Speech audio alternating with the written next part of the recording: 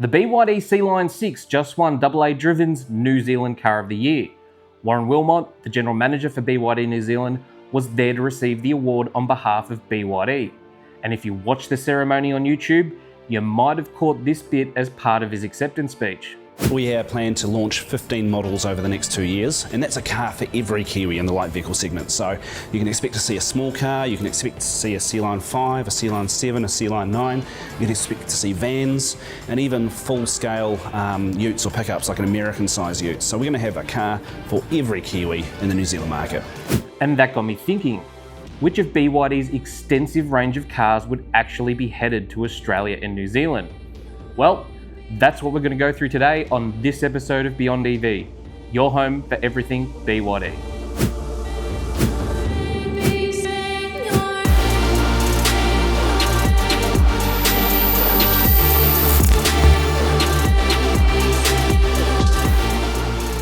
Hi everyone, David here from Beyond EV, a channel dedicated to providing news, insight and updates on everything BYD to not just the Australian market, but all around the world. If you're new here and like today's video, please feel free to subscribe to stay up to date with everything BYD. Today's video is a bit of a different one, as I'm going to take my best guess at what BYD cars would be headed to Australia and New Zealand. BYD are massive. We only get 5 BYD cars here in Australia currently, but BYD manufactures over 50 different passenger cars, covering just about every segment in the market. And what I want to do is figure out which ones would be prime candidates for the Australian and New Zealand markets. Now, how I'm going to do this is with this. This chart breaks down the Australian car market into 25 different segments, with the name of each segment listed in the first column.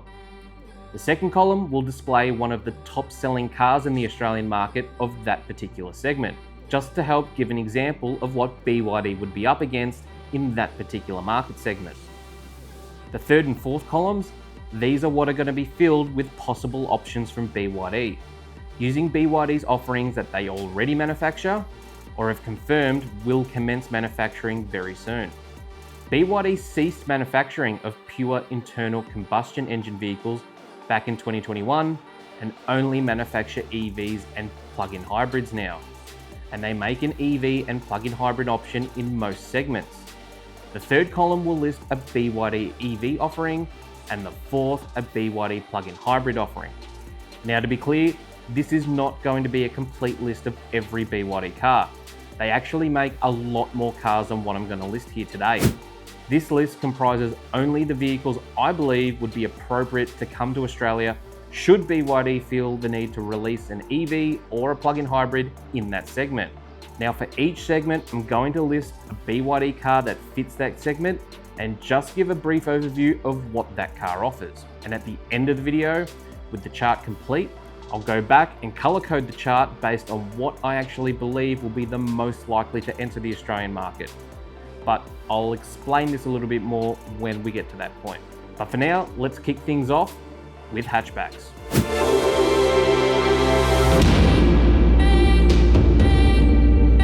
For the hatchback segment, I've broken it down into 3 sizes: mini, compact and mid-size. Mini hatchbacks includes cars such as the Kia Picanto and Fiat 500, and BYD offers an EV in this range known as the BYD Seagull, or as the BYD Dolphin Mini in Latin markets. I released a video about the BYD Seagull not too long ago, as it was just released to the Philippine market. Click on the card at the top of the screen to check it out. BYD don't offer a plug-in hybrid in this segment, so we'll move on to compacts. Compact hatchbacks are currently occupied by vehicles such as the MG3 and the Hyundai i20. You should be already familiar with BYD's offering in this segment, the BYD Dolphin, which has been on sale in Australia for quite some time now. BYD currently don't offer any plug-in hybrids in this segment, so we'll move on to mid-size hatchbacks. Mid-size hatchbacks on the markets currently include the Toyota Corolla, Mercedes-Benz A-Series and the Volkswagen Golf. BYD don't have a vehicle that exactly fits into this segment, but they do have a car that's half a size up, and that's the BYD Seal 06 GT, the hatchback version of the BYD Seal that was just recently released in China this year. The BYD Seal 06 GT is almost exactly the same size as the Volkswagen Golf station wagon, and it actually matches it in 0 to 100 times, 4.9 seconds. So if you're looking for a BYD offering that's fully EV and is the same size as the Volkswagen Golf station wagon, the Seal 06 GT is the one to pick. Now, let's move on to sedans.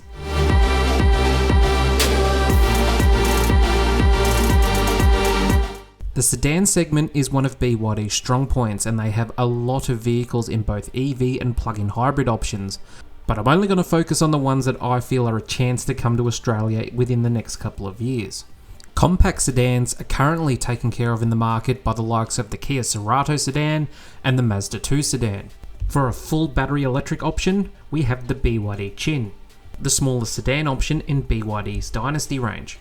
The BYD Chin is one of BYD's longest standing EV platforms, with the first generation Chin being released in 2012. There have been 3 generation upgrades of the Chin since its first release, but unlike other automakers, when they have a generation upgrade, they discontinue the previous generation. BYD is different.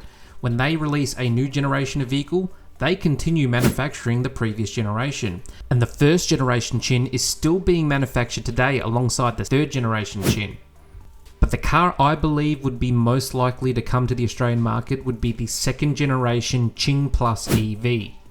The Qing Plus EV comes in 3 variants, with the highest variant offering a 71.7 kilowatt hour battery and offers 600 kilometers of range. Now, the BYD Chin is also offered in a plug-in hybrid option, but that is not the option I believe would be headed to Australia. No, in fact, if BYD were to release a compact sedan plug-in hybrid, I think it would be the BYD Seal 05 DMI, another car that was also recently released in the Philippines and that I did a video on not too long ago. The BYD Seal 05 DMI is known under a number of different names in various markets. In China, the BYD Seal 05 is actually a part of their Warship series, which predates the Ocean series, and there it's known as the BYD Destroyer 05. And in Latin America, it's known as the BYD King. But as BYD is looking to consolidate their naming conventions, with Seal being used for their sedan range, I actually think it would be known as the BYD Seal 05 if it was to come to Australia. The next segment is mid-size sedans. Now, as far as sedan segments are concerned, this one is the most hotly contested and is currently occupied by the likes of the Toyota Camry, Tesla Model 3, Polestar 2, and BMW 3 Series. BYD already offers a full EV option in this segment in the Australian market, and that of course is the BYD Seal. But what we don't have is a plug-in hybrid option, and in China, the plug-in hybrid option of the BYD Seal is available, and that is known as the BYD Seal 07 DMI. If you can imagine the C-Line 6 in a sedan form, this is essentially what the Seal 07 DMI is. It's currently available in China in 3 different variants, but the middle and top variants are the closest ones to the C-Line 6 here in Australia, with the middle variant carrying a 17.6 kilowatt hour battery paired with a 102 kilowatt engine, and the top trim with the same engine but paired with a 30.7 kilowatt hour battery instead, and offering up to 200 kilometers EV only range. If you are looking for a sedan as an alternative to the Toyota Camry hybrid, this would be the one. And moving on to large sedans. Now, this segment in Australia has historically performed very poorly, and the highest selling full-size sedan currently available is the Skoda Superb. And looking at the VFAX numbers from October, only 12 of them were sold. So with that in mind and that context around it, it's highly unlikely that BYD would want to introduce a full-size sedan to the Australian market. But if they did, there is essentially only one option, and that is the BYD Han.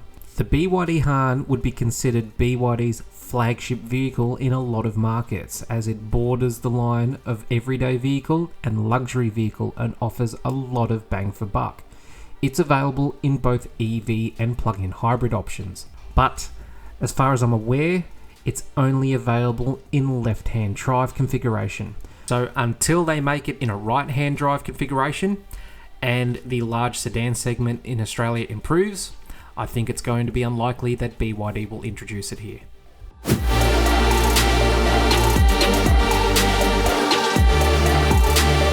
Now we move on to Australia's most coveted market segment, the SUV segment. First up, we're going to take a look at compact SUVs, which currently includes the likes of the Hyundai Venue and the Kia Seltos. BYD's EV offering in this segment would be the BYD One Up. Now, it has been strongly rumoured that this may be one of the next BYD vehicles to come to Australia after the C-Line 7 in 2025. If you take a look at the records on IP Australia, the name BYD Atto 3 Up has been registered by BYD, which is a very strong indication of what it will be called when it hits the Australian market. But in other markets, it's been referred to as the BYD Atto 2.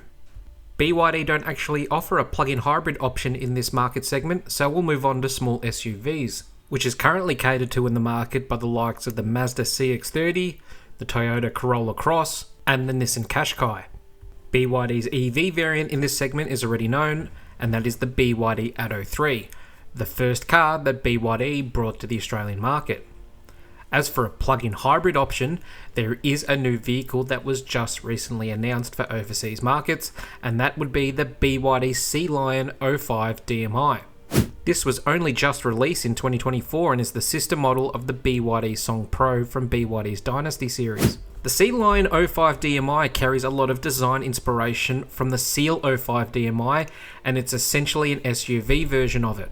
It's currently only available in a plug-in hybrid option at the moment, but an EV version of the Sea-Lion 05 was just announced last week.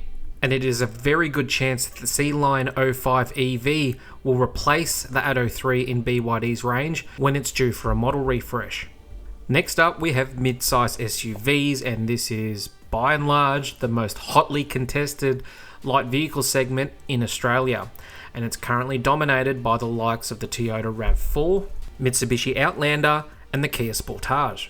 BYD would be very keen to fill this segment with attractive vehicles, and despite not officially announcing it yet, BYD's worst kept secret on the EV side of things is rumoured to be released in early 2025, and that's the BYD Sea-Line 7. The BYD Sea-Line 7 is BYD's answer to the Tesla Model Y, and it's certainly a worthy competitor to it. Depending on how sharply it's priced, it has the potential to knock it off its perch as the highest selling EV in Australia. The plug-in hybrid from BYD in this segment has been around for a few months now, and that's the BYD Sea-Line 6, and it has seen strong sales since its release. Click the card up in the corner to see my comparison video of it compared to the Toyota RAV4. Another strong segment in Australia is the large SUV segment, which has commonly been occupied by the Toyota Kluger, Kia Sorento, and the Mazda CX-9. BYD currently has a large SUV EV in their Dynasty range, and that is the BYD Tang EV. It has been around for a few years now and is quite a strong seller in European markets. I don't believe it's manufactured in right-hand drive, so it's unlikely we will see it in Australian markets, but it's highly likely that BYD will make a sister car to it for its Ocean series, which they would make in right-hand drive. Now I say this because BYD has already done this with the BYD Tang plug-in hybrid. Just recently, the BYD Sea-Lion 07 DM was released, which is the BYD Ocean series sister car to the BYD Tang plug-in hybrid. The BYD Sea-Lion 07 DM takes the place of the BYD Frigate from BYD's original Warship series, and as I mentioned earlier, is based off the BYD Tang in their Dynasty series. This car is a very good chance to come to Australia because it's the next size up in plug-in hybrid from the BYD Sea-Line 6. And given the name of the BYD Sea-Line 7 given to the EV in the mid-size category, I actually think this would be the BYD Sea-Line 9 if it came to Australia. And lastly, we have the full-size SUV segment. Now these are large SUVs, the big American style ones, and there's not many of them around in the Australian market, but the most popular one would be the Hyundai Palisade. Now BYD under their own brand don't have a car in that size, but they do in their Denza brand, and the Denza N9 is a large SUV that would fit perfectly in that segment. The Denza N9 is available in both full EV and plug-in hybrid variants, and there is not a lot of difference between the two in terms of interior and exterior styling. The only difference really is the drivetrain. Now, let's take a look at the Offroaders.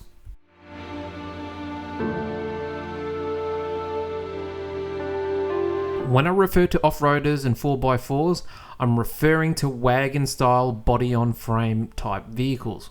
BYD has a dedicated brand for their wagon-style off-roaders, and it's called Fangcheng Bao. Fangcheng Bao translates to Formula Leopard. Fangcheng Bao is split into two series.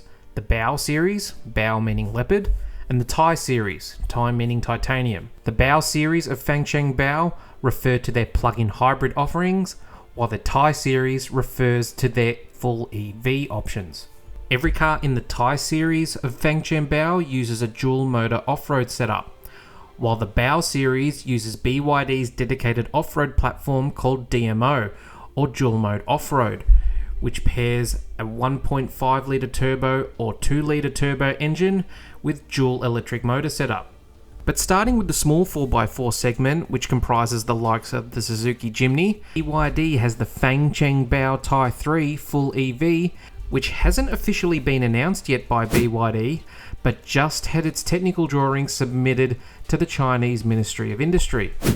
The Tai 3 is quite a special vehicle. Not only is it a small and capable full off-road EV, but it has a number of features that make it an absolute step up from anything else on the market. The one thing that stands out the most, the roof-mounted dedicated drone cabin you can have option to the vehicle. That's right, you heard me, a drone cabin. It is literally a platform that you can use to launch and land unmanned drones. It is an enclosure that you can use to store your drone, and when you're ready to launch it, a flap will open up, the drone will launch, and the flap will close again. And the reverse is true for when you go to land it. The flap will open up, the drone will land, and the flap will close shut behind it, locking your drone securely into the roof cabin of the vehicle. In the next size up, we have the mid-size 4x4s, which is comprised of the likes of the Toyota Prado, Ford Everest, and Isuzu MU-X. BYD's offering in this segment is the Fangcheng Bao 5, and this vehicle may look somewhat familiar to you, as the Bao 5 is the vehicle that the BYD Shark 6 was based on. The BYD Shark 6 is actually a toned down version of the Bao 5, as the Bao 5 is aimed more towards the luxury market. It features more powerful electric motors than the BYD Shark 6 and also offers a tri-screen setup in the front row seats. That includes a digital dash cluster, the rotating touchscreen in the center console, but also a dedicated screen for the front passenger to consume entertainment with. In addition to this, the Bao 5 also comes fitted with a more comprehensive air suspension system and comes fitted with BYD's D-Pilot off-road system, which is intelligent enough to adjust suspension height in each wheel individually based on the terrain it sees ahead of the car. The next step up in size from here is the large 4x4 segment, which comprises the likes of the Toyota Land Cruiser 300 series and the Nissan Patrol. Fangcheng Bao offers the next size up Bao vehicle for this range, the Fangcheng Bao 8. I recently released a video about the Fangcheng Bao 8 and its violent mode OTA update that it's just received. The clips in that video showed just how capable the Bao 8 actually is as an off-roader, and it could be a very compelling vehicle if it comes to Australia. Now, if you notice, next to the Bao 5 and the Bao 8, I actually have Denza names attributed to them. It's actually anticipated that these vehicles will end up in Australia, but under the Denza brand name, and could actually form some of the foundation vehicles of the Denza brand when they come out here. It's envisaged that the Bao 5 will be referred to as the Denza B5 and the Bao 8 as the Denza B8. But nothing's been officially announced yet, so this is still subject to change.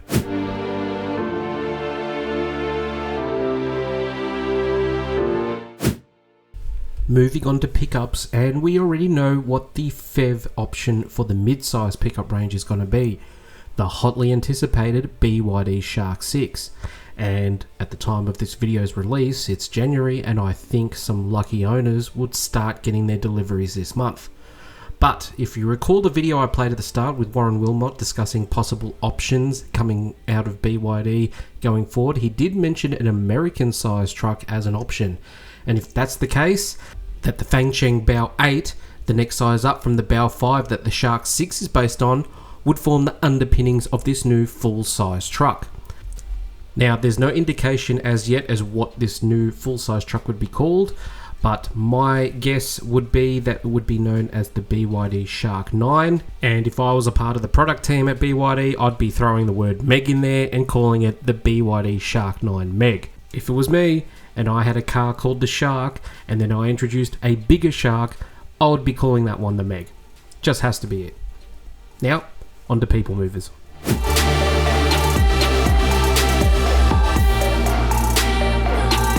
When it comes to people movers, there's a couple of players in the market, but the one that stands out from the lot is the Kia Carnival. So, what does BYD have that can compete with that? Well, they've actually got two options. In the EV category, they've got the BYD M6, a full electric 7-seater people mover that's based on the BYD Song Max that's available in the Chinese domestic market. But the BYD M6 differs from the Song Max in that it caters specifically for the Southeast Asian market and has been released in a number of right-hand drive countries, including Hong Kong and Singapore.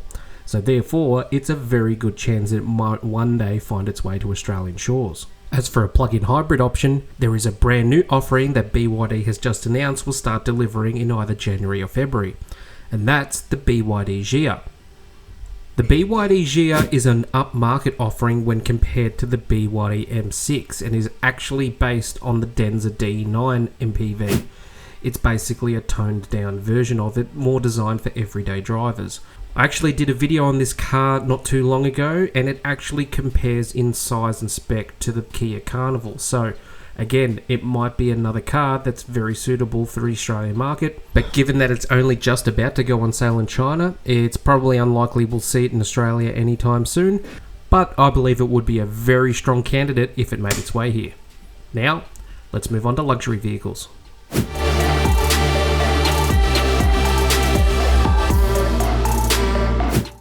BYD Auto comprises of more than just BYD and Fangcheng Bao. They also have two premium luxury brands that they manufacture cars under, and those brands are Denza and Yangwang. Denza originally started as a 50-50 joint venture between BYD and Mercedes-Benz back in 2010. It was actually only recently, just this year actually, where BYD bought the remaining shares of Mercedes-Benz and now have 100% control over the Denza brand.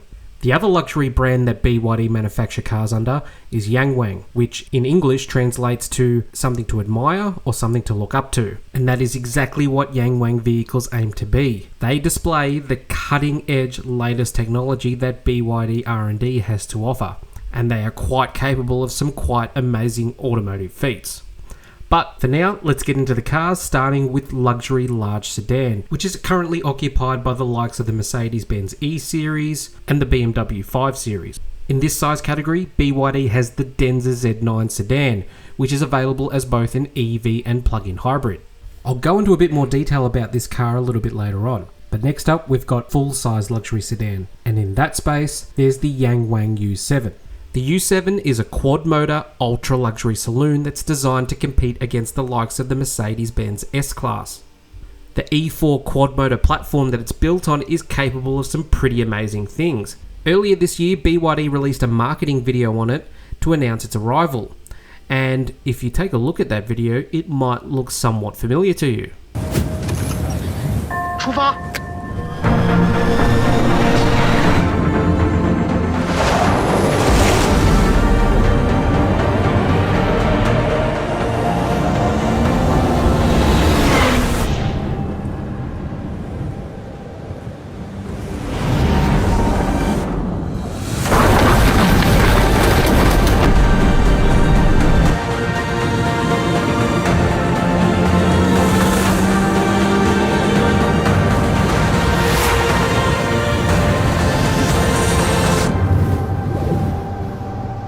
As you can see, the advert is a bit of a throwback to the Audi advertisement back in the 80s, introducing the Quattro all-wheel drive system for the first time.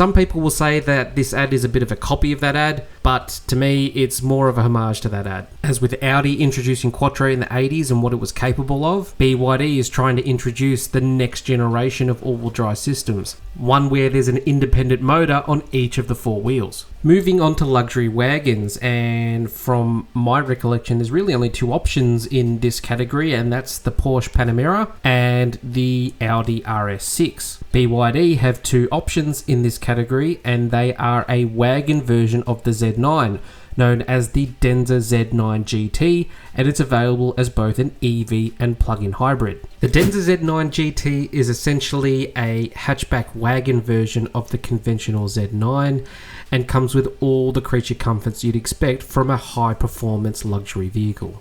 But now moving on to SUVs, and in the luxury mid-size SUV segment, currently comprised of the likes of the Lexus NX series, BYD has the Denza N7, which is a luxury version of the BYD C-Line 7 full EV, similar to how the Lexus NX is a luxury version of the Toyota RAV4. To me, I don't think the use of the letter N in the name is a mistake either, as this competes directly against the Lexus NX series from Toyota. And given that the mid-size SUV segment is one of the most popular passenger segments here in Australia, I envisage that the Denza N7 will eventually find its way here at some point. Moving on to the next size up to the full-size luxury SUV segment, and BYD has an offering that's actually in Australia right now, and that's the Yangwang U8.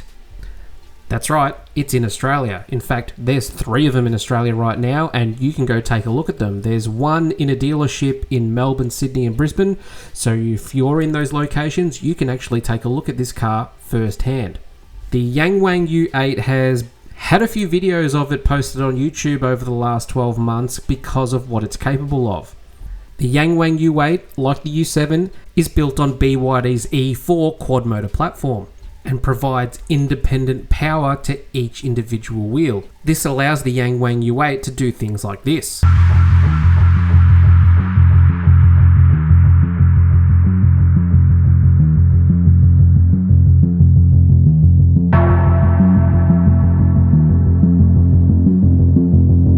In addition to the tank turning, the Yangwang U8 is also designed to handle floodwater situations, and it can actually float and maneuver itself on water, which looks like this.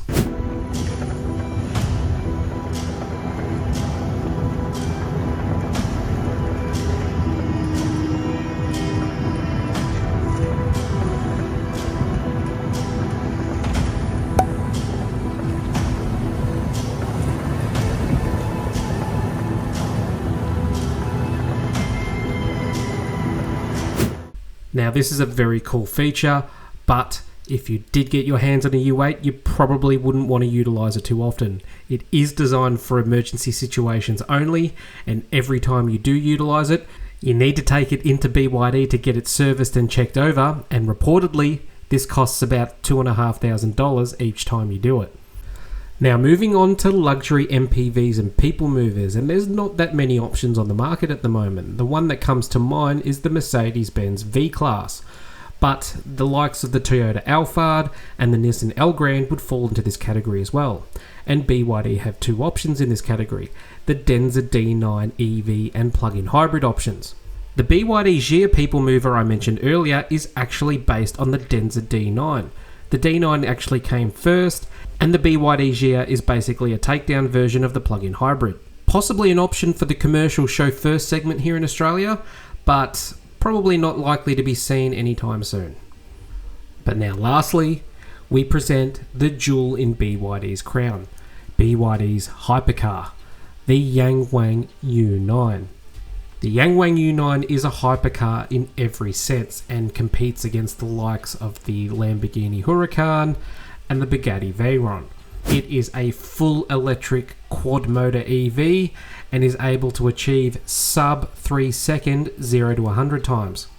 It's 1 second faster 0 to 100 than the Porsche 911 GT3, and it does it carrying an extra ton of weight.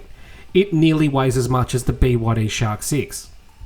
BYD recently took it to the Nuremberg track in Germany, where it completed a lap time of 7 minutes and 17 seconds.